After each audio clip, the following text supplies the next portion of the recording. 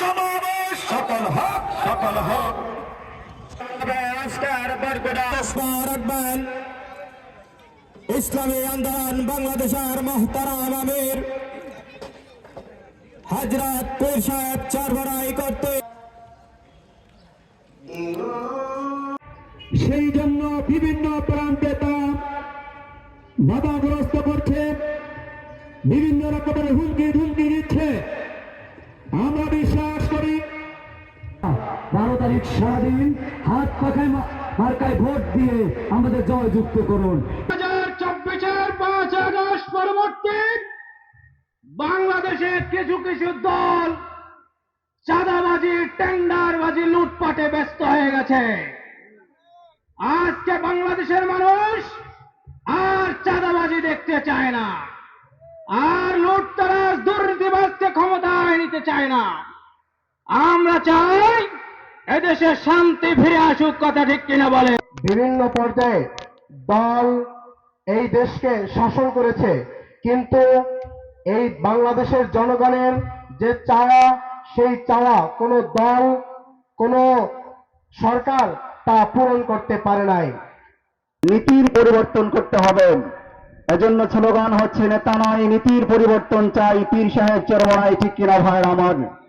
সাহেবকে চরমনাই বলার গাছ লাগিয়ে যেমন আম খাওয়ার আশা করা যায় না, 2 নম্বর চাঁদাবাজ, লম্পট, দুর্নীতিবাজ নেতাদেরকে ক্ষমতায় পাঠিয়ে জনগণ শান্তির আশা করতে পারে না, ঠিক কিনা ভাইয়ের আমার?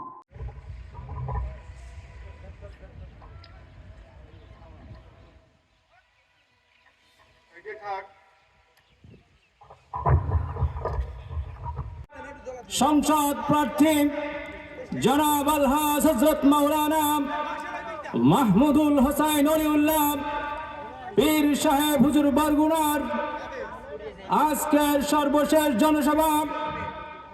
ইতিমধ্যেই আমাদের মাঝে জনস্রোত এসে উপস্থিত হয়েছে।